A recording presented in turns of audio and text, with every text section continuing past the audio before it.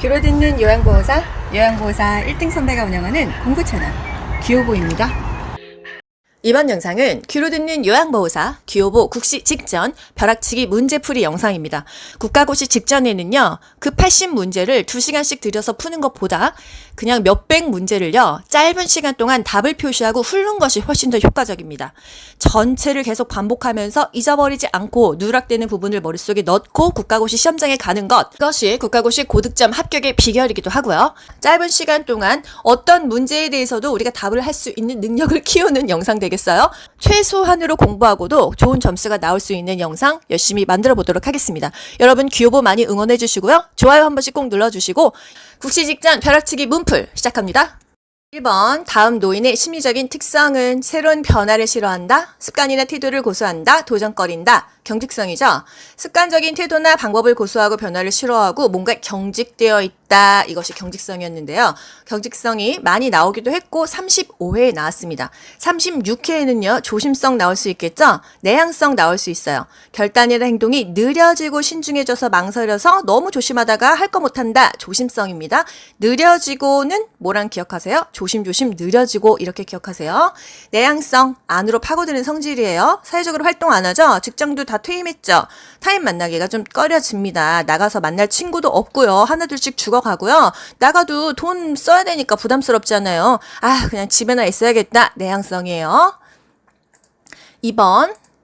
장기 요양 대상자로 인정받을 수 있는 대상은, 이 문제는 너무 중요합니다. 여러분, 보기를 볼 것도 없어요.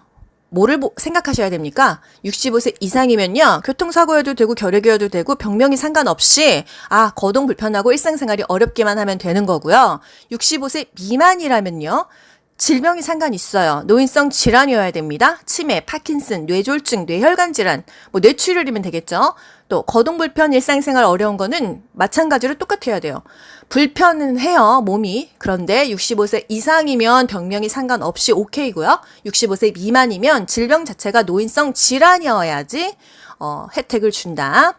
만약에 병원에 입원했어, 그렇다면 건강보험 혜택 이미 받고 있잖아요. 그러니까 대상자는 안 된다. 요양 등급은 안 준다. 이 말이에요. 봅시다. 결핵이 있고 일상생활이 불가능하다고 한다면 65세 이상이어야겠죠. 일상생활 가능한 사람은 무조건 안 됩니다. 90세 일상생활 가능해, 안 돼요. 혈관성 치매, 노인성 질환이야, 오케이. 거동 불편한, 오케이죠. 나이 상관없이 돼요. 60세, 50세, 40세, 30세까지 되는 거죠. 뇌출혈로 쓰러져, 노인성 질환이야, 병원에 있네, 병원은 안 돼. 파킨슨은 노인성 질환이야? 거동 가능해. 거동 가능하면 안 되죠. 거동이 불편하다면 40세도 오케이예요. 결핵으로 신체 활동이 어렵다. 그럼 65세 이상만 되겠어. 결핵은 노인성 질환이 아니니까. 아시겠죠, 여러분? 3번, 요양보호 서비스 제공 시 기본적인 원칙은, 내가 요양보호사로 대상자 집에 가는데 어떤 원칙이 필요할까? 여러분 생각만 해보세요. 그냥 화면 안 보셔도 됩니다. 서비스 제공하기 전에 그 대상자가 원하는 걸 해줘야겠지. 습관이나 어떤 서비스를 선호하는지 확인을 한다, 이 얘기입니다. 또 잔존 능력을 활용하게 해요. 편마비 환자야, 건강한 쪽 자꾸 활용하게 해줘야겠죠. 치매 환자야, 서서 하는 운동 시켜줘야겠죠. 이 모든 서비스는요, 보호자에게만 제공합니까? 대상자에게만 제공하는 거예요. 보호자나 그 가족들에게는 제공하지 않습니다. 현실에서 어떻건 간에 이론적으로 우리는 국가고시를 패스하기 위해서는 기억하셔요. 대상자에게만 제공한다. 어떠한 의료행위도 요양보호사는 하지 않습니다. 약 먹이는 거, 약 발라주는 것만 하는 거예요. 아시겠죠? 4번, 다음 노인학대의 유형은 금이 간 안경, 고장난 보청기, 계절에 안 맞는 더러운 의복, 노인에게 필요한 의식주나 의료를 적절하게 제공하지 않았어. 여러분, 여기서 중요한 거 뭐예요? 노인이 집 안에 있는지 집 밖에 있는지만 생각하면 방임과 유기가 구별돼요. 지금 어쩌고 저쩌고 노인이 만신창이었어도 노인은 집 안에 있죠. 그러면 방임입니다. 만약에 노인이 시설에 있는데 자식들이 안 와, 자기 미납금 안 냈어, 시설에 있는데 연락 두절됐어, 이거는 답이 유기가 되는 거예요. 아시겠어요? 노인이 집 안에 있으면 답은 방임이고요. 노인이 집 밖에 있어, 시설에 있어, 길바닥에 있어, 그러면 유기예요. 아시겠죠?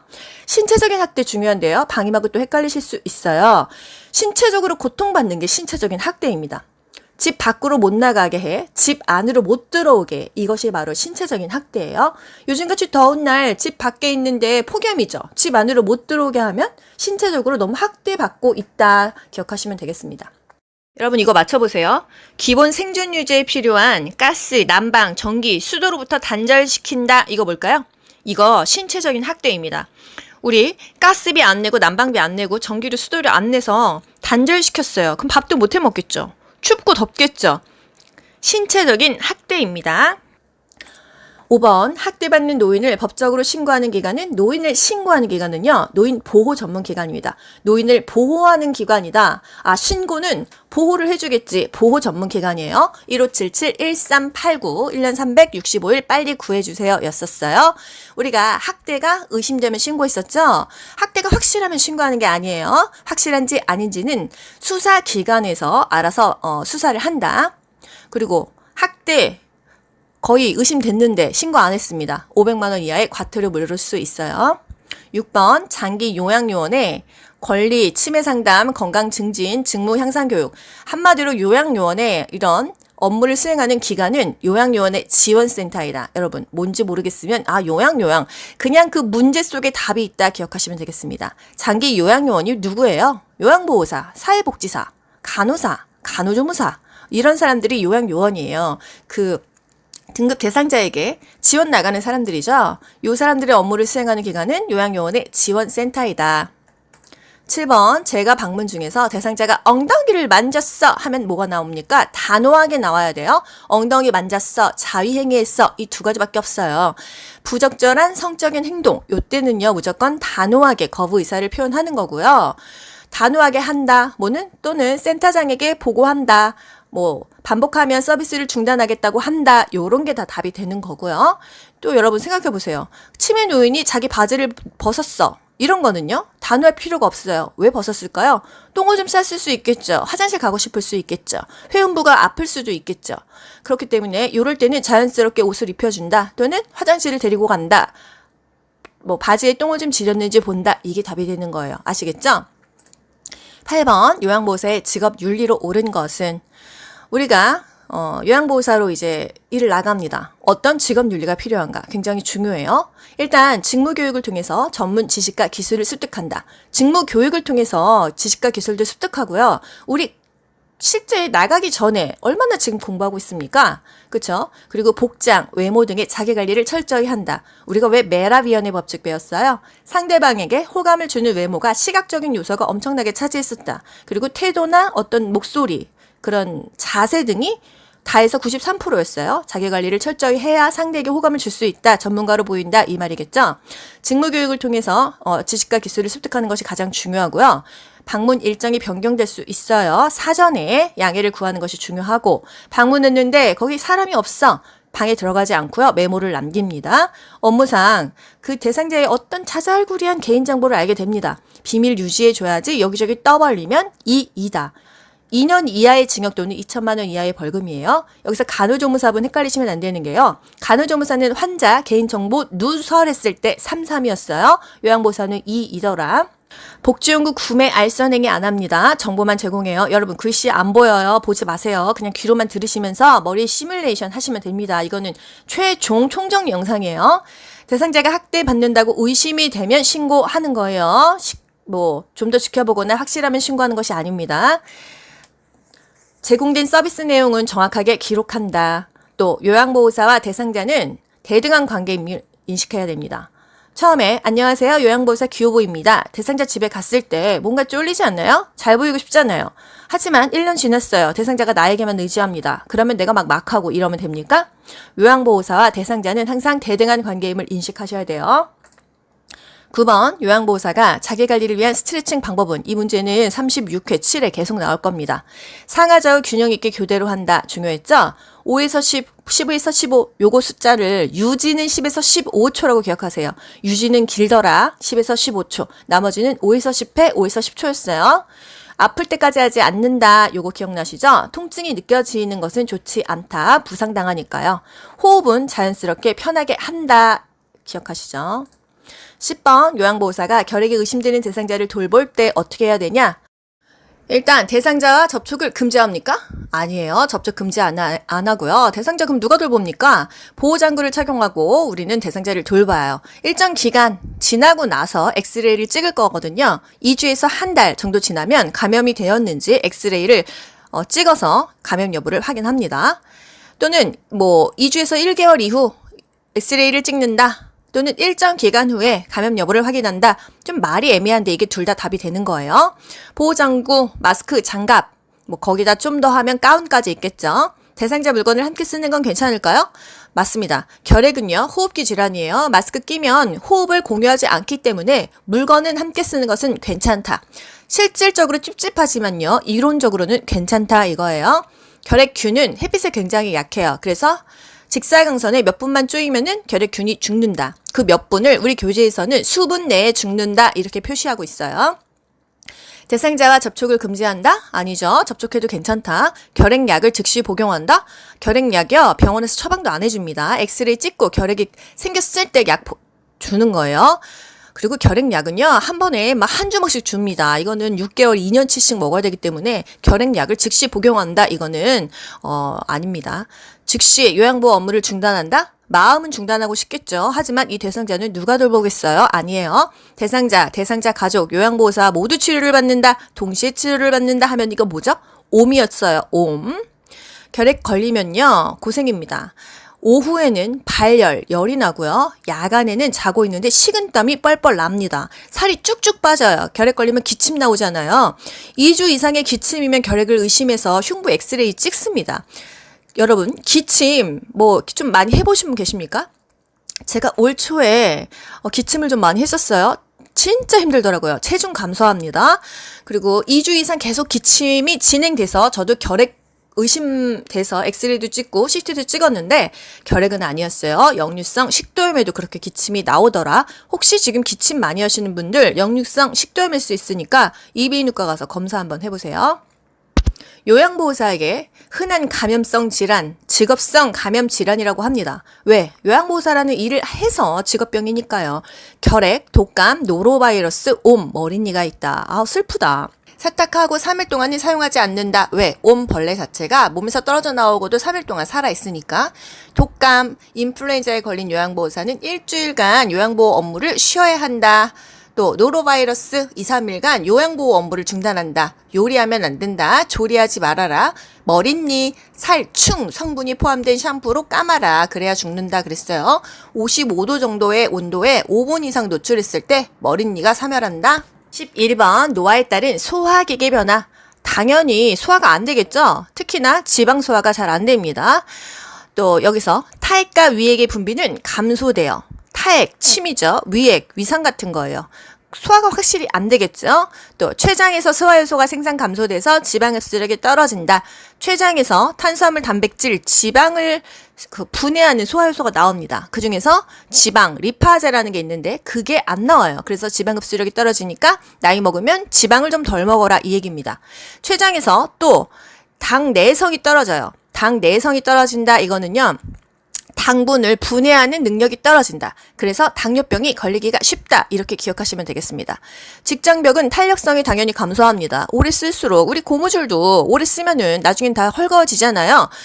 항문 관략근도 긴장도가 감소합니다. 또 변실금이 발생하겠죠. 항문이 조여주지 않으면 똥이 샌다.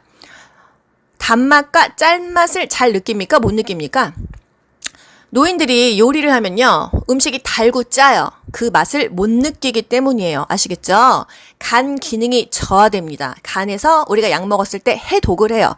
해독이 안 돼. 술 먹어도 해독이 안 돼. 간 기능이 저하됐다 이 얘기예요. 유일하게 더 높은 거. 아이고 음식에 왜 이렇게 쓰냐? 왜 이렇게 시냐? 이 말 진짜 많이 하거든요. 이 맛을 더 유일하게 잘 느끼기 때문이에요. 다 기능이 저하되는데 유일하게 좋지 않은 거 쓴맛, 신맛은 잘 느낍니다. 12번 다음 노인성 질환은 알레르기, 기관지가 좁아진다, 차고 건조한 공기 하면은 천식 딱 나와야 돼요. 알레르기를 피해야겠죠. 꽃가루, 고양이털, 알레르기 있으면 그 증상을 일으키는 알레르기 물질을 피한다. 이게 답이 되겠습니다. 천식 환자, 운동하려면 기관지 확장 30분 전에 했었어요. 여러분 문제 하나에서 모든 이론을 한 번씩 쫙 떠올려 드립니다. 고혈압 주의할 사항은 일단 혈압이 조절돼도 규칙적으로 약을 복용한다. 기억나시죠? 마음대로 뭐 용량 증감하거나 중단하면 안 돼요. 조절돼도 그냥 계속 먹어야 됩니다. 혈압 조절이 안 돼. 그러면 어떻게 해요? 의사와 상담해서 약을 바꾸거나 다른 검사를 해야겠죠. 술 먹으면요, 혈압약이 약발이 안 받아요. 그래서 금주해야 되고요. 고혈압에서 중요한 거 저염 저지방 시기가 중요합니다. 소금 짜게 안 먹고요. 염분 있는 음식 피하면서 지방을 저지방으로 먹어야 된다. 고혈압 약을 자몽 주스랑 먹으면 약발이 너무 잘 받아서 안 된다. 또 인삼하고 먹으면 혈압이 올라간다. 기억나시죠? 칼륨 들어간 음식이 몸의 염분을 빼줘서 혈압 낮추기에 좋다. 칼륨 들어간 음식 뭐 있어요? 고구마, 바나나, 우유, 시금치 등이 있어요. 철분제는 비타민 C 먹었고요. 같이 먹었고요. 칼슘제는 비타민 D랑 같이 먹어서 흡수를 빠르게 도왔습니다. 혈압약 만약에 전날 안 먹었어요. 다음날 2알 먹습니까? 더블로 먹어요? 아니에요. 그냥 한 알 먹습니다. 건강검진 때문에 금식합니다. 혈압약 안 먹습니까? 약은 또 먹어야 돼요. 물 조금만 해서 먹어야겠죠. 14번 심장 수축력 저하로 하면 답이 나와야 됩니다, 여러분. 심장의 수축력 저하, 심장이 피를 쭉 짜줘야 그게 좌심방, 좌심실, 대동맥, 전신 이렇게 온몸을 퍼져서 발끝, 손끝, 말초까지 피가 혈액에 순환이 되는 건데요. 쭉 짜주는 힘이 없으면 끝까지 못 가겠죠. 우리 호수로 마당에 물 뿌려보세요. 가까운 데 뿌리는 거는 대충 되는데 저 멀리까지 물 뿌리려면 호수 이렇게 조여줘야 되잖아요. 그래야 멀리까지 그 분사가 되지 않습니까? 똑같아요. 심장이 수축력이 저하됐어. 그러면 쭉 짜주지 않으면 멀리까지 피가 안 갑니다. 그래서 충분한 혈액을 심장이 내보내지 못한다. 그래서 호흡도 곤란하고 계단 오르기, 쇼핑하기 이런 것들이 힘들다. 허약감, 부종이 나타난다 하면은 심부전이에요. 심장의 수축력이 저하돼서 심장이 부전하다. 원활하게 돌아가지가 않는다. 기억하시고요. 심부전하면은 또 뭐 기억나세요? 수분을 제한해야 되는 질병 기억나시죠? 간, 심신갑부.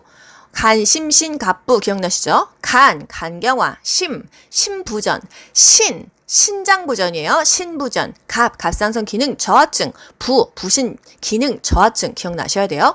심장의 수축력이 저하됐다 하면은 심부전이고요. 지방이 찼다 하면은 동맥경화증이었어요. 포인트만 딱딱 보고도 답과 연결할 수 있어야 된다. 그래야 제한된 시간에 문제를 풀 수가 있다. 문제 바로 나왔네요. 수분을 제한해야 하는 질환이 아닌 것은 간심신갑부 아닌 거 고르시면 되겠죠? 근데 간심신갑부가 다 나왔어. 갑상선 기능 저하증이었어요. 항진증 아니었다. 16번 다음 노인성 질환은 관절을 많이 쓸수록 아프다. 답 딱 나오죠? 퇴행성 관절염이다. 아침에 아프다. 퇴행성 관절염이에요. 어떤 운동해야 되냐? 체중을 부과할수록 관절이 쑤시니까 수영이 좋다. 17번 골다공증이야. 골다공증은 어떤 운동 좋았어요? 체중을 좀 부과해줘야 돼. 골밀도가 듬성듬성해서 조금 다져줘야 돼. 그래서 걷기가 좋았어요. 가벼운 조깅이 좋았어요. 바로 그냥 이게 이런 문제가 연결돼서 나옵니다. 18번 대상자가 요실금 증상이 있을 때 돕는 방법은 일단 골반 근육 강화 운동, 케겔 운동이 좋고요. 요실금, 소변을 지린다고 해서 물을 안 먹는 게 아니에요. 오히려 충분하게 수분 섭취를 해서 방광 기능을 유지합니다. 아시겠죠? 그리고 복압성 요실금인 경우에는 배에 압력 차갖고 변비 때문에 요실금이 나올 수 있거든요. 그래서 뱃살도 빼야 되고요. 식이섬유가 풍부한 채소나 과일을 섭취해서 변비를 예방합니다.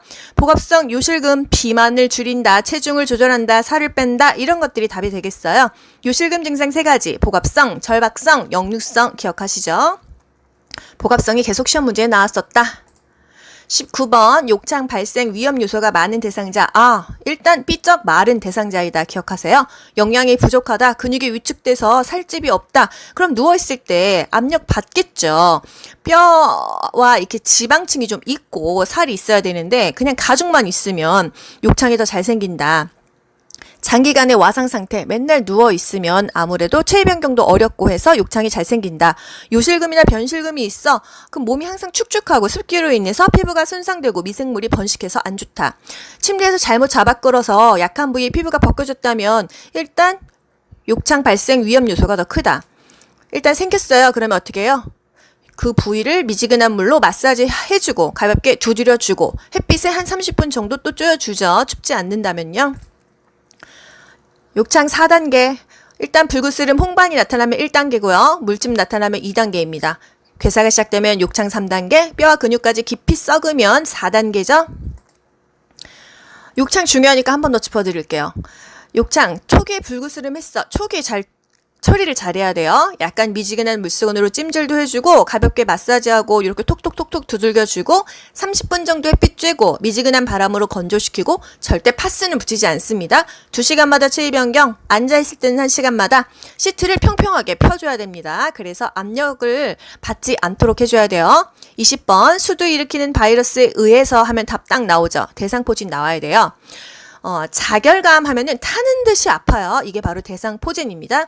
면역력이 떨어졌어. 그랬을 때 대상포진이 올라온다. 과거에 수두 바이러스 앓은 사람에게 대상포진이 나타난다. 예방접종 맞아야겠죠? 50세 이상은 대상포진이 잘 걸리니까 대상포진 주사를 맞는데요. 65세 이상이면 무조건 기본적으로 맞아야 된다. 특히나 시설에 들어간다면 대상포진 주사는 기본이다 했습니다. 21번 안압 상승으로 안압하면 여러분 뭐예요? 녹내장이죠. 통증, 안압, 각막이 뿌옇다 하면은 녹내장입니다. 이렇게 포인트 공부를 하신 분들은요. 문제 하나 푸는데 5초가 안 걸립니다. 붉은색으로 표시된 부분을 집중해서 보세요. 막판에는 이렇게 포인트만 정확하게 찝어서 빨리빨리 훑는 것이 중요해요. 여러분. 봅시다. 녹내장과 백내장 퐁당퐁당으로 국시 계속 나오는데요. 백내장이 35회에 나왔어요. 그럼 36회 녹내장 나올 수 있겠죠? 녹내장 안압이 상승했다. 뿌옇긴 뿌연데 어디가 뿌예? 각막이 뿌야면 녹내장이에요. 녹각 기억하세요. 수정체가 뿌연 거는 백내장이니까요. 안구가 통증이 있다 하면 녹내장입니다. 백내장은 그냥 뿌예요. 통증이 없어요. 아시겠죠? 22번 당뇨병 운동법 뭐죠? 밥 먹고 30분에서 1시간 뒤에 혈당 올라가니까 그때 30분 이상 운동한다. 이겁니다. 무리한 운동은 하지 않는다. 공복에 운동한다면 당뇨병, 저혈당 위험하지. 가뜩이나 배고플 때 운동해. 그러면 저혈당에 대비해야겠지. 혈당 수치가 300이야. 운동을 해야 돼? 약을 먹어야겠죠. 혈당 조절 후에 운동한다. 이런 것들이 포인트입니다. 당뇨병 하면은 발기가 부전된다. 발톱은 일자로 잘라라. 손톱은 둥글게 잘라도 괜찮다. 이거예요. 당뇨병, 당이 서서히 올라가는 음식을 먹어야지 갑자기 확 올라가는 음식 먹으면 안 된다. 그게 뭐예요? 단순당질이 당이 그냥 단순하게 확 올라간다. 이렇게 기억하시고요. 그러니까 먹으면 안 되겠죠. 복합당질, 당이 서서히 올라가는 걸 먹어야 된다. 기억하시면 됩니다. 23번 의식장애로 급격하게 발생해서 급격하게 갑자기 하면은 답이 선망이다 했어요. 천천히 만성으로 하면은 치매겠죠. 말을 하지 않는다, 살맛, 밥맛 모든 게 의욕이 없다 하면은 우울증이었어요. 뇌졸중, 언어장애가 제일 먼저 온다고 했고요. 제대로 못 걷는다고 했죠. 운동실조증, 의식장애, 어지럼증 등등등이 있다. 24번 평소 말을 잘하던 대상자가 말이 어눌해지며 말을 못하며 이거 뭐예요? 뇌졸중이에요. 뇌졸중. 문제 금방금방 풀리죠 여러분? 25번 얼굴에 표정이 없어. 파킨슨 딱 나오죠. 자세가 구부정하다. 근육이 굳어있다. 잘 넘어진다. 안정시에 떨림 덜덜덜 떨려서 약도 제대로 못 먹어. 그래서 알약을 입안에 넣어줬었다. 요양보호사가. 그게 바로 파킨슨이었다. 파킨슨 어떤 병이에요? 도파민이 부족해서 생기는 병이었습니다. 26번 수면장애가 있는 대상자의 수면관리법. 일단 규칙적으로 운동시키고 낮잠 안 자게 하고 정확하게 자게 해야지 된다. 자기 전에 지나치게 집중하는 일을 하면 오히려 잠이 안 온다. 당연히 카페인 음료를 피한다. 너무 또 과식하면 잠자기가 어렵다. 기억나시죠? 27번 예방접종 주기는 파상풍 디프테리아는 10년마다. 독감, 인플루엔자 바이러스니까 얘는 1년마다. 기억나시죠? 폐렴 구균이나 대상포진을 살면서 한 번만 맞아라. 28번 경관 영양 주입 시 대상자를 돕는 법은 일단 경관 영양, 위관 영양 똑같은 말이에요. 콧구멍에 줄러서 위로 밥 넣어주는 거예요. 비관을 고정시키고 비관 주변에 윤활제를 바른다. 콧구멍에 줄을 넣을 때 아프겠죠? 윤활제를 바릅니다. 또 1분에 50ml 이상 주입하면 안 돼요. 설사하거나 안 좋습니다. 영양제 온도는 체온 정도로 한다. 우리 막 갑자기 아이스 아메리카노 먹으면 위 경련 나잖아요. 너무 차가운 것은 안 좋으니까요. 영양 주머니는 매번 깨끗하게 씻어서 말리지 소독까지는 안 한다. 우리 설거지 그릇 맨날 소독은 안 하잖아요. 그냥 씻어서 말리는 개념이다. 왜? 위간 영양, 경관 영양 하는 사람의 밥그릇은 영양 주머니니까요. 문제가 생기면 갑자기 토했어, 청색증, 산소 부족이야, 얼굴이 푸르팅팅해. 그러면 보고합니다. 어떻게 큰 문제가 생기면 윗대가리에게 보고하는 거예요. 내 선에서 처리하다 큰일 난다. 29번 대상자가 배설이 어려울 때 어떻게 도와줘야 되냐? 따뜻한 물을 끼얹어 주는 거예요. 그러면 똥도 매렵고 오줌도 매렵다. 저도 요즘에 이제 건강을 위해서 족욕이나 좌욕을 합니다. 좌욕 딱 물 받아서 앉잖아요. 바로 정말 똥도 매려워요. 오줌도 매렵고요. 여러분 미온수를요 끼얹어서 주면은 배설이 잘 된다. 실제로 해보시면 다 아실 거예요. 대상자 방을 화장실 가까운 곳에 배정합니다. 걸음도 천천히 가는데 걸어가다가 싸니까요. 또 고무줄 바지 잘 벗겨주고 입기도 편하겠죠. 배뇨 곤란이 있다면 수분 섭취를 제한합니다. 곤란하니까요. 요실금에는 물을 충분히 먹었어요. 배뇨가 곤란하다면 그때는 제한한다. 실금했어요. 비난하지 않고요. 화내지 않아요. 소변 볼 때 치골의 상부, 요 치골이 생식기뼈잖아요. 요 위에 방광을 눌러주면 방광이 확실하게 비워진다. 그냥 쥐어짜 주는 거예요. 요실금은 낮에는 2시간, 밤에는 4시간 간격으로 배뇨 훈련을 한다. 변비면 물도 많이 먹고 섬유질도 많이 먹는다. 30번 대상자가 유치도뇨관을 사용할 때 요로 감염을 예방하는 방법은 일단 유치도뇨관, 소변줄을요 계속 끼고 있는 게 유치도뇨관입니다. 요로 감염 예방하려면요 일단 몸으로 다시 소변이 들어가면 안 되겠죠? 그럼 몸보다 소변 주머니가 낮아야 돼요. 소변 주머니가 방광보다 낮은 자세, 낮게 유지한다. 이게 중요하겠고요. 관이 꺾여 있거나 눌려가지고 소변이 잘 안 빠지는 경우가 있어요. 그땐 배가 막 팽만해지면서 아플 수 있습니다. 관 꺾여 있는지 잘 살펴주셔야 돼요. 금기사항이 없으면 수분을 권장하지 제한하지 않습니다. 11번 의치관리법 중요한 건 뭐예요? 의치 틀리 비싸게 샀잖아요. 변형되지 않고 깨지지 않아야 된다. 그래서 찬물에 보관합니다. 자기 전에 의치를 빼요. 한 6, 7시간은 빼서 잇몸에 압박되는 거 자극을 좀 감소해 주고요. 윗니부터 끼고 윗니부터 뺍니다. 위에는 엄지, 검지 2 손가락으로 껴주고요. 아랫니는 검지 하나만 눌러 끼웁니다. 상대방을 껴줄 때 손가락 자세인 거예요. 위에는 2개로 아래는 하나로. 32번 침대에서 대상자 머리를 감긴다. 어떤 것을 도와야 되냐? 일단 머리 감기기 전에 대소변을 보게 합니다. 뜨뜻한 게 이제 몸에 닿으면은 똥도 매렵고 오줌도 마렵단 말이에요. 머리 딱 감기려고 하는데 갑자기 또 화장실 간다 그러면 일이 커지잖아요. 머리 적셔놓고 감기 걸려요. 그래서 미리 대소변을 보게 합니다. 외출하기 전에도 대소변 먼저 봐요. 그러고 나서 머리를 감긴다. 방수포는 어디까지 싸냐? 담요는 어디까지 접어내리냐? 이불은요 허리까지는 접어내려요. 방수포, 머리 감기는 거니까 가슴 위까지는 감싸줍니다. 크게 외우세요. 수건을요, 얼굴을 다 덮진 않고요. 눈만 가린다. 양쪽 귀는 다 가려준다. 이 정도요. 33번 회음부 감염 예방을 위해서 어디로 닦냐? 항문에서는 똥이 나오잖아요. 똥에서는 대장균이 있습니다. 대장균이 득실득실하기 때문에 항문은 항상 맨 마지막이에요. 보기에서 보세요. 항문이 맨 마지막인 거 2개밖에 없더라. 그 중에서 순서가 요도 다음에 그 중간에 질 있고 뒤에 항문 있습니다. 질 뒤에 요도 있지 않아요? 여러분 생각을 해보세요. 요도, 질, 항문 212 이 순서예요. 34번 침상 목욕 시 얼굴 닦는 순서는 너의 눈, 코, 볼, 입, 이마, 귀, 목 이랬어요. 여러분 손 놀지 마시고요. 한번 해보자고요. 눈, 코, 그 다음에 손이 볼로 갑니다. 입 닦아줘요. 이마로 올라가고 귀 닦고 목 닦자고요. 35번 왼쪽 편마비 대상자에게 티셔츠 입힐 때 방법은 입마건, 탈건, 벗건 아시죠? 입힐 때 마비된 쪽 먼저 그 다음에 건강한 쪽 가는데 머리가 중간에 끼겠죠? 그래서 마비된 쪽, 왼쪽 편마비니까 왼쪽 들어가고 머리 가고 오른쪽 간다. 그럼 벗길 때는요? 벗길 때는 그냥 벗건으로 외우세요, 여러분. 탈건. 탈이시 건강한 쪽 먼저다. 이것도 헷갈리실 수 있으니까 입마건, 벗건 이렇게 외우시자고요. 벗을 때는 건강한 쪽 먼저, 머리 들어가고 팔 들어간다. 이게 수액이라면 마찬가지로 머리 대신 수액이 들어가면 되는 거예요. 36번. 휠체어에 있는 대상자 침대로 옮겨야 됩니다. 산책 갔다 와서 침대로 옮길 때 이때 요양보호사 신체 손상을 예방하기 위해서는 어떻게 하느냐. 양다리의 체중을 유지하고 무릎을 굽혀요. 중심을 낮게 해서 들어 올립니다. 미스코리아 자세예요. 무릎을 굽히고 허리는 폈어요. 양발을 적당하게 벌립니다. 앞뒤로 벌리거나 양옆으로 벌려서 지지면을 넓혀줘요.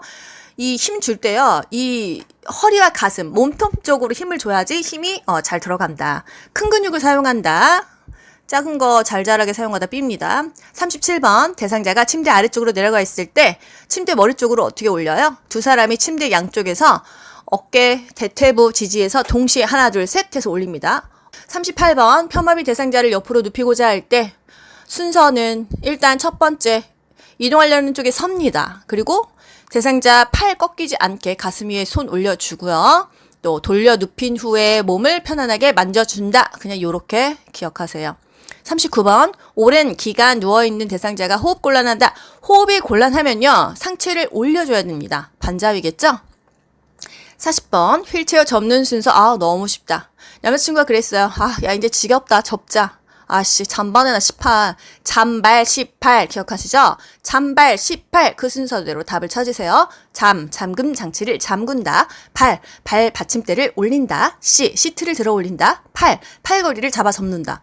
접는 순서만 문제에 나오는 건 아니잖아요. 일단 접는 순서 잠발 18 적어놓으세요. 그리고 펴는 순서 문제 나오면요.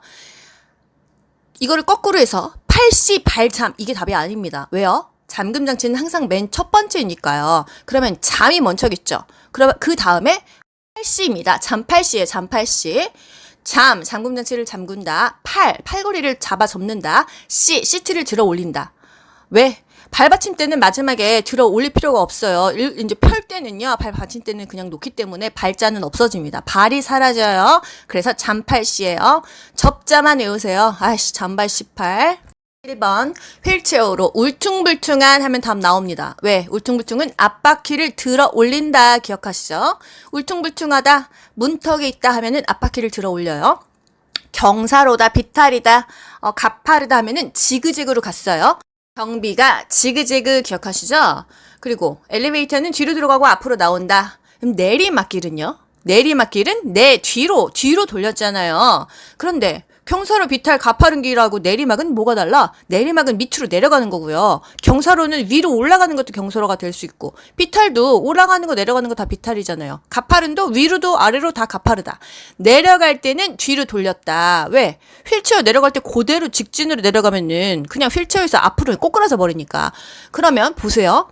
내리막길인데 가파른 길이야. 그럼 이 두 개를 더해야겠죠? 내리막이야. 그러면 일단 뒤로 돌려. 가파라. 그럼 지그재그로 간다. 이렇게 두 개가 더해질 수 있다. 하나로 된 것만 외우자고요. 두 개 더하는 거는 각자 더하면 되니까요. 문턱 울퉁불퉁하다 하면은 앞바퀴를 들어 올려주고요. 경비가 지그재그 경사로 비탈 가파른 지그재그예요. 그다음에 내리막길은 무조건 뒤로 돌려서 간다. 내 뒤로. 또 엘리베이터는 뒤로 들어가고 앞으로 나온다. 42번. 왼쪽 편마비 대상자를 침대에서 휠체어로 옮길 때 휠체어 놓는 위치. 일단 건강한 쪽에 놓습니다. 왼쪽 편마비니까 오른쪽에 놓겠죠. 각도는 30에서 45도였다. 43번. 바닥에서 휠체어로 올라가는 순서는 일단 잠금 장치가 가장 먼저고요. 건강한 손으로 휠체어 팔걸이를 잡고 준비를 한 다음에 엉덩이를 들어서 휠체어에 앉게 한다. 이렇게 여러분 처음부터 끝까지 다 하면 다 헷갈려요. 그냥 뒷부분에 서술어만 보세요. 잠금장치 잠그고 휠체어 팔걸이 잡는다. 엉덩이 들어서 그 휠체어에 올라갈 준비한 다음에 휠체어에 앉는다. 이렇게 맞추자고요. 다 알아야 맞출 수 있는 게 아니고요. 한두 개만 알아도 맞출 수 있어요. 44번. 휠체어에 앉아있는 대상자를 자동차에 태울 때 어떻게 앉혀요? 엉덩이 먼저 앉히고 왼다리 오른다리 또는 오른다리 왼다리예요. 엉덩이 먼저 시트에 그냥 앉혀야 돼요. 45번. 오른쪽 다리가 불편한데 보행기 어떻게 사용하냐? 오른쪽 다리가 불편하면요. 보행기랑 세트예요. 보행기랑 불편한 다리가 같이 가고 그 다음에 건강한 다리가 갔었다. 기억하시죠? 우측 편마비 대상자가 지팡이를 이용해서 평지 걸을 때 보행 순서. 평지랑 내리막길은요. 순서가 같고요. 올라갈 때는 달라집니다. 일단 지팡이는요. 건강한 쪽에 짚어요. 우측 편마비 대상자면 지팡이는 왼손에 짚겠죠. 지팡이는 항상 지팡이가 제일 먼저 갑니다. 그런데 평지랑 내리막일 때는요, 아픈 다리 먼저 가고 그 다음에 건강한 다리가 나중에 가잖아요. 그래서 올라갈 때는 또 반대예요. 여러분, 항상 시험지 옆에 쓰세요. 지건마 올라가라고 했어. 지건마야. 아, 지팡이, 건강한 다리, 마비다리야. 그러면 내려갈 때랑 편지는 반대겠죠. 뭘까요? 지건마가 아니라 지마건이 되겠죠. 아, 지팡이, 마비된 쪽, 건강한 쪽 이렇게 쓰고 여기서 마비된 쪽이 어디야? 아, 우측 편마비니까 우측이 마비된 쪽이야. 그럼 건강한 쪽은 왼쪽이야. 쓰면서 답을 맞추시면 헷갈리지 않아요. 지팡이 위치는 항상 건강한 쪽에서 15cm였다. 47번 화재가 발생했다. 대처법. 젖은 수건으로 코와 입을 막고 낮은 자세로 한쪽 손만 짚고 밖으로 나간다. 이거고요. 구조는 어디서 기다립니까? 바람이 불어오는 쪽에서 구조를 기다리세요. 바람이 불어오는 쪽에서 구조를 기다리세요. 아시겠죠? 계단은 당연히 사용하고요. 엘리베이터가 안 됐어요. 48번 고혈압 중요한 거 저염 저지방식이다. 이런 반찬 어떤 게 적당하냐 봅시다. 이거는 디테일하게 보자고요. 중요한 문제고 35회에서도 나왔어요. 제육볶음 짭짤하겠죠. 육개장 소금기가 느껴지죠. 짱아찌 짜죠. 계란 노른자 콜레스테롤이에요. 부대찌개 찌개 짭니다. 고구마 튀김 지방이죠. 곱창 전골 새우볶음 콜레스테롤이 많다. 내장류는 콜레스테롤이 많다. 보리밥 야채찜 저염 저지방에 적합하다. 이렇게 응용 문제가 나옵니다.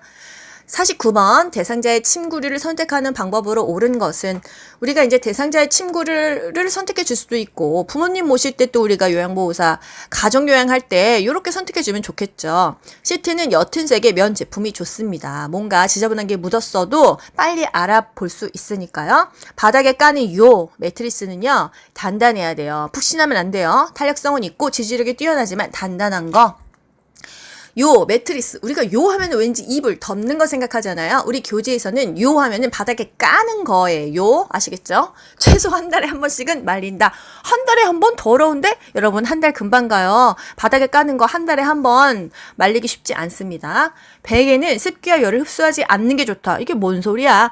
베개 시트, 베개 보는요 당연히 흡수하는 게 좋지만 베개 자체가 땀 흡수하면은 냄새 나고 안 좋겠죠. 또 와상 대상자는 청결한 시트로 일주일에 2번 바꿔준다. 일주일에 2번이라는 것은 3에서 5일이다. 이렇게 기억하자고요. 일주일에 한 번 갈아주는 거 아니에요.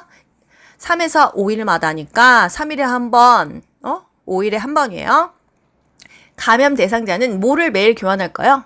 모포와 베개 커버는 매일 교환합니다. 이불 커버와 베개 커버는 매일 교환합니다. 베개는 척추와 머리가 수평이 되는 게 좋다. 조금 낮게 펴라.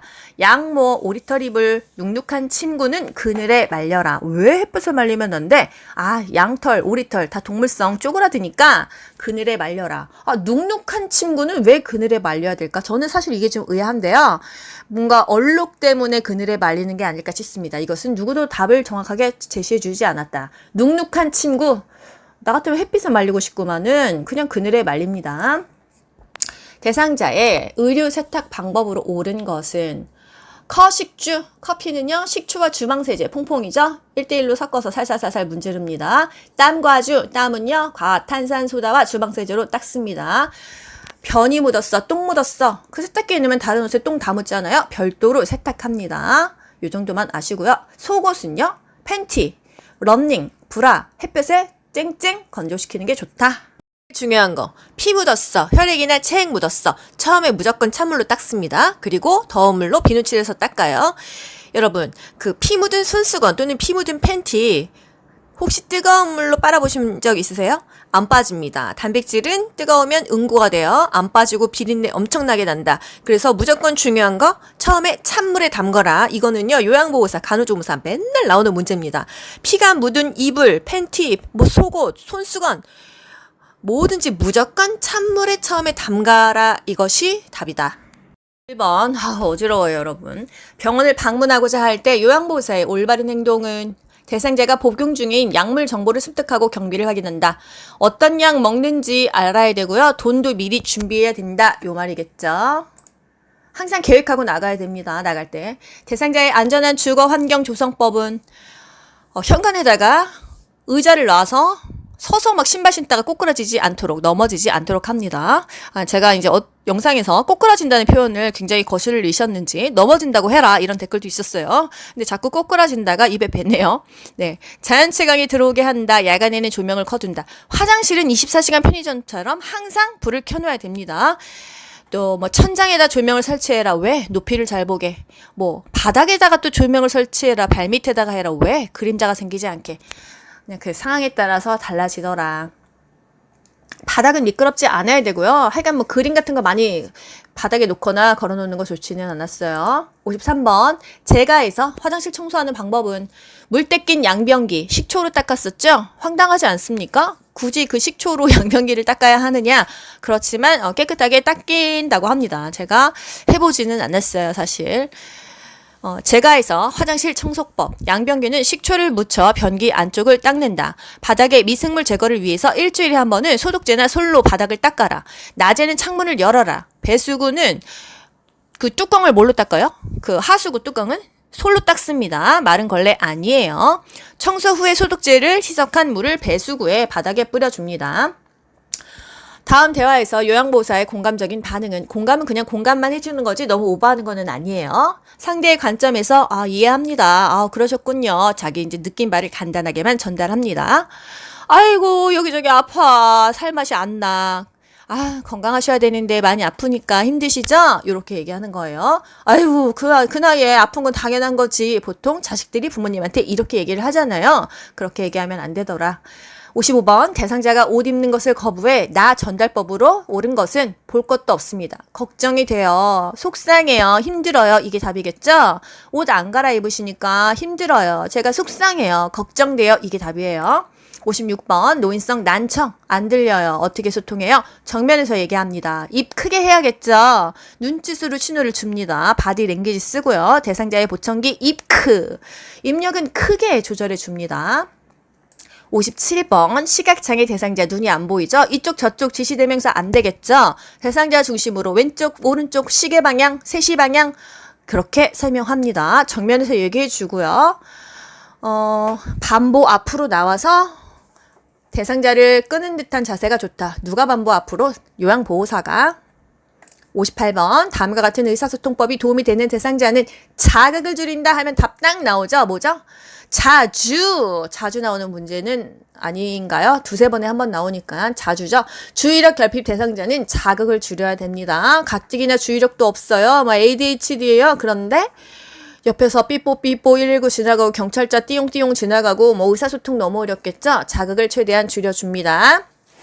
이해력이 부족해. 그림 쓰겠죠. 짧은 문장으로 천천히 이해가게 얘기하겠죠.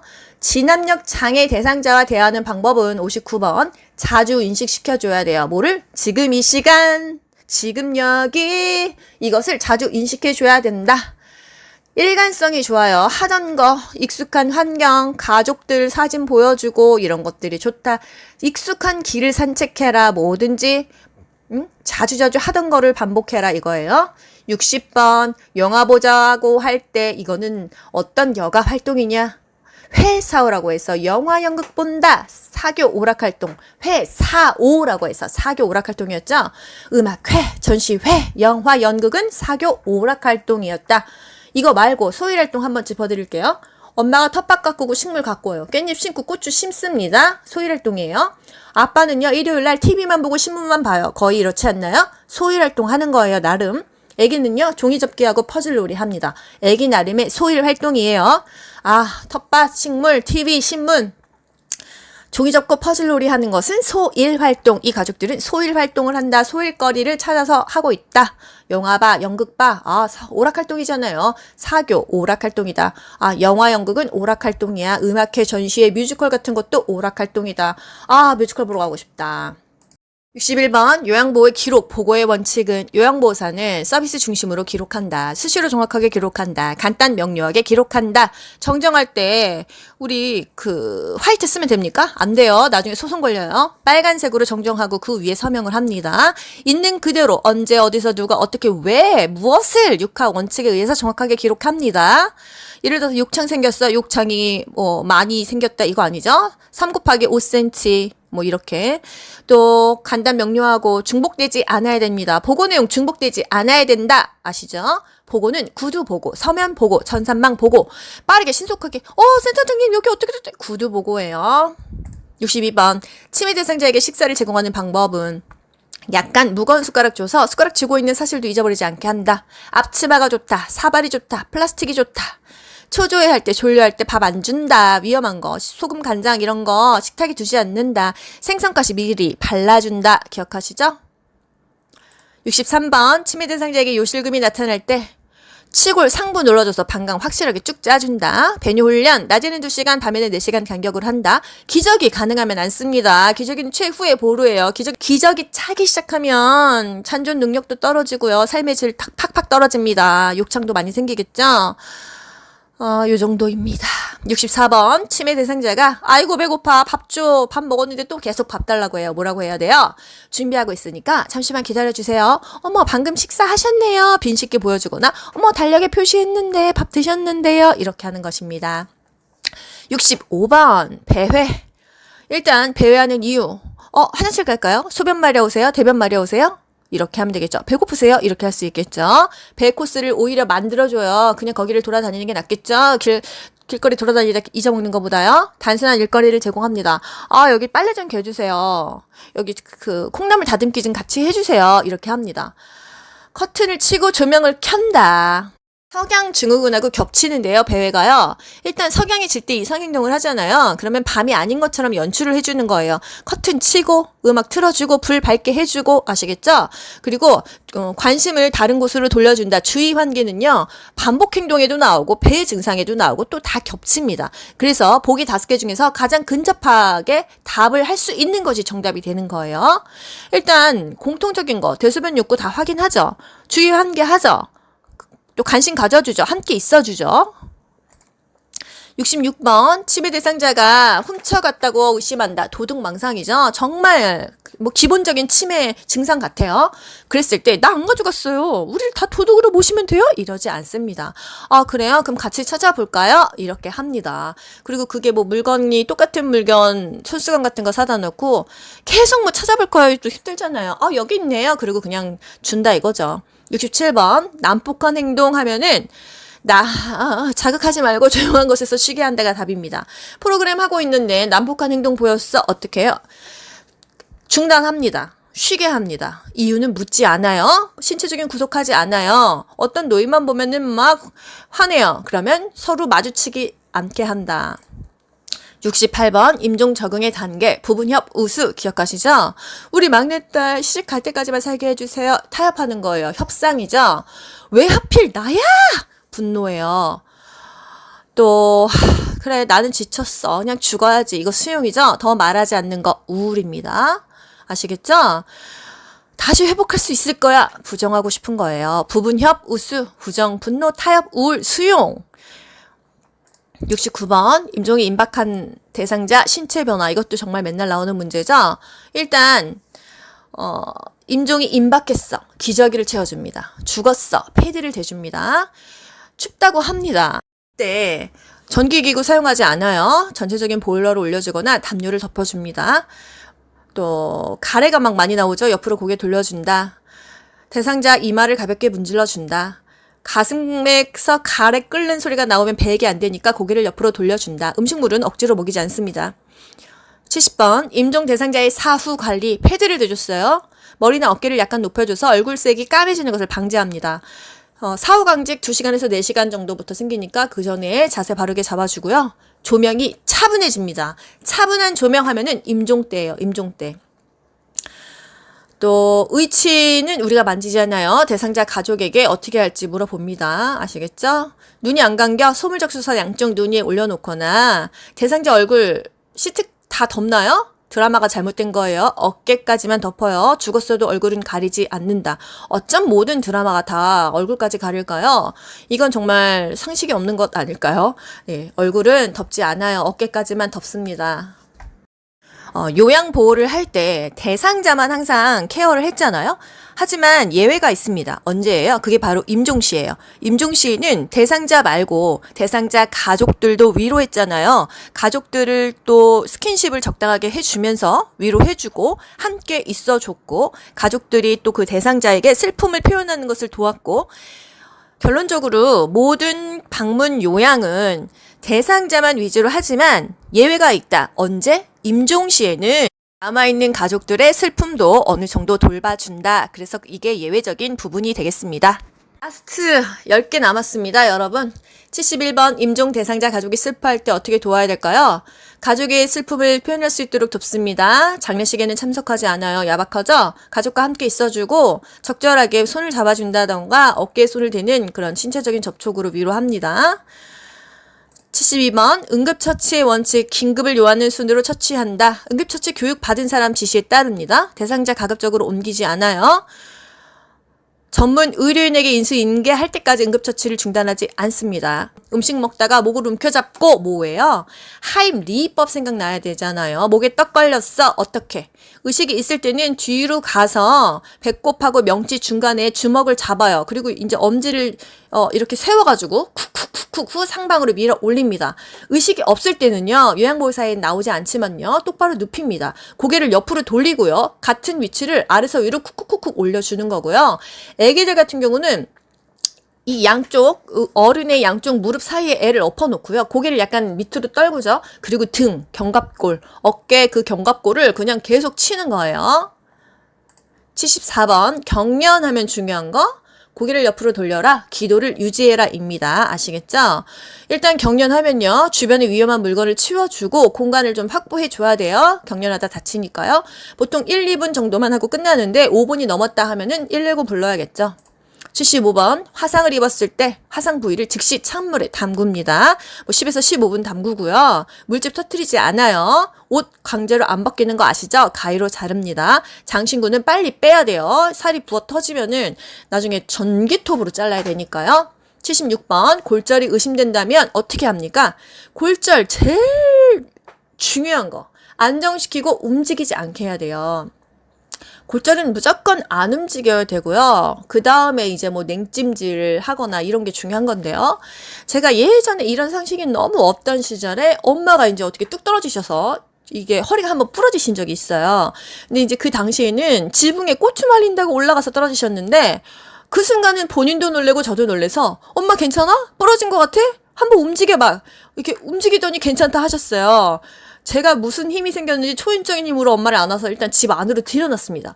그리고 이제 이불을 깔아주고 누워있어. 그리고 뜨거운 물 막 끓이고 이러는데 한 5분, 10분 지나니까 아파 죽겠다. 그래서 그제서 119를 불렀단 말이에요. 보통 사람들이 이렇게 상식이 없습니다. 골절이 의심되면요. 무조건 움직이면 안 됩니다, 여러분. 그 자리에서 움직이면 안 돼요. 그래서 교통사고 나서 많이 다친 환자들 그냥 그 상태에서 응급 구호하지 옮기지 않습니다. 웬만하면. 이유가요. 안에 뼈가 부러졌어요. 뼈만 있나요? 혈관들이 있잖아요. 움직이는 순간 혈관이 잘못해서 그 뼈 조각에 의해서 다 찢어지는 거예요. 그러면 복합 골절이 생기고 훨씬 더 치료 기간이 길어지고 위험해집니다. 그래서 골절이 의심된다면 절대로 부목하기 전에 움직이지 않는다. 이게 국가고시에 간호조무사 요양보호사 할 것 없이 맨날 나오는 겁니다. 아시겠죠? 부목을 무조건 해야 되고요. 얼음찜질을 해줍니다. 우리 삐었어요. 압박붕대하거나 얼음찜질 해줍니다. 아시겠죠? 77번 대상자가 쓰러져 있을 때 가장 먼저 뭘 하냐? 반도각이 인상 기억하시죠? 반응 확인. 여보세요, 괜찮으세요? 어깨를 살살 두드리는 거예요. 몸을 흔들지는 않아요. 그 다음에 도움 요청. 거기 까만 티 입으신 분 119에 신고 좀 해주세요 합니다. 그 다음에 심폐소생 들어가잖아요. 가슴을 압박합니다. 30이죠. 귀도 유지한 다음에 인공호흡 후후 2번 불어주잖아요. 그리고 상태 다시 한번 확인하고 이거 계속 돌리는 거예요. 그리고 자동 심장 충격기 좀 갖다 주세요 해서 붙이잖아요. 전원 켜고 패드 부착하고. 네, 여러분 이렇게 합니다. 반도각이 인상 기억하셔야 돼요. 근데 화재 환자야, 화상 입었어. 호흡 곤란으로 쓰러졌다. 뭘 먼저 하냐? 우리 가장 먼저는 반도각의 인상이니까 반응 확인이야? 전 이렇게 생각했습니다. 그런데 화즈 환자는 호흡 곤란으로 쓰러져 있을 경우가 많다. 그래서 기도 확보가 먼저더라. 보기 5개 중에서 가장 문제가 원하는 답을 골라야 된다 이거예요. 78번 욕창 초기 대상자 피부에 홍반이 나타났다. 어떻게 해요? 우리 미지근한 물로 마사지한다. 뭐 가볍게 두드린다. 햇볕 쬐준다. 기억나시죠?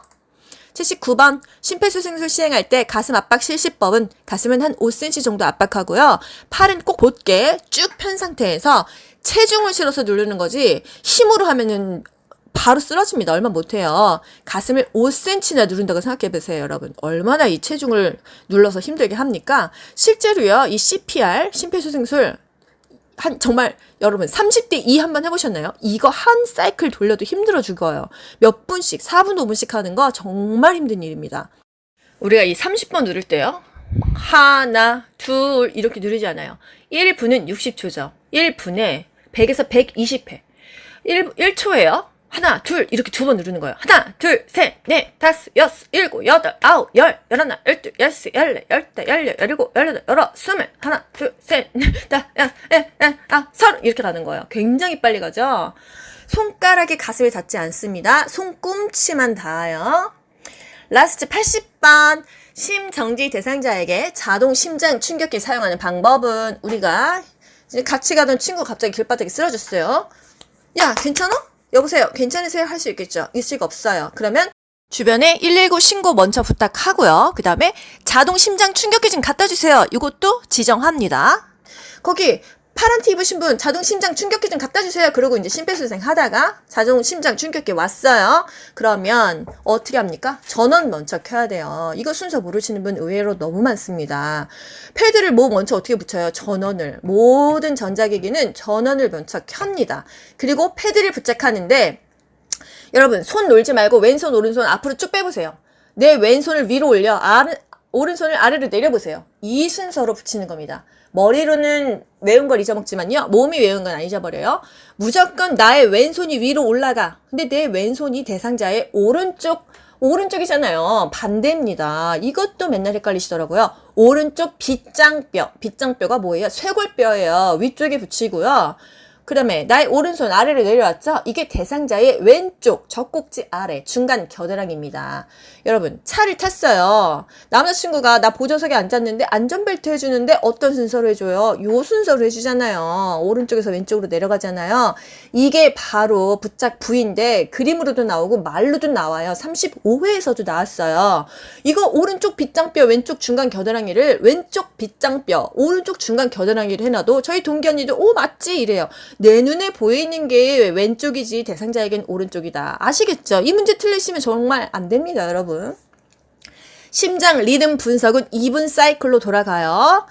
제세동 충전 중에는 가슴 압박을 실시하고요. 언제 우리가 다 손을 뗍니까? 분석 중입니다. 그때는 이 사람 자체의 리듬 분석을 해야 되는데 우리가 손을 닿으면 우리 손까지 같이 분석돼 버리니까 모두 물러나세요 한단 말이에요. 그게 바로 리듬 분석할 때이다. 전원 켰죠? 패드 부착했죠? 심장 리듬 분석하기 전에 모두 물러내세요 하고 분석한단 말이에요. 그리고 나서 제세동을 시행하고 이걸 그러니까 기계 돌리고 그 다음에 심폐소생도 하면서 사이클 2분 간격으로 한 바퀴 돌아갈 때 짬날 때마다 심폐소생하고 기계 돌아갈 땐 기계 돌아가고 이렇게 하는 거예요. 2분 간격으로 돌아갑니다. 3분 간격 아니고요. 아시겠죠 여러분? 귀로 듣는 요양보호사 귀요보 국시 직전 벼락치기 문제풀이 벼락 문풀 끝났습니다. 여러분 같이 문제풀이 하면서 어떤 것이 키워드이고 여기서 요구하는 게 뭔지 답이 뭔지 이제 보이시나요? 반복하시면서 빨리빨리 문제를 푸는 연습을 하세요. 시간이 모자란 게 아니라 남아 돕니다. 2번, 3번 검토하고도 시간이 남을 수밖에 없어요. 귀요보와 함께 고득점 가자! 여러분 시험 잘 보고 오세요. 기다릴게요. 귀로 듣고 고득점 합격하는 비결이 귀요보에 있습니다.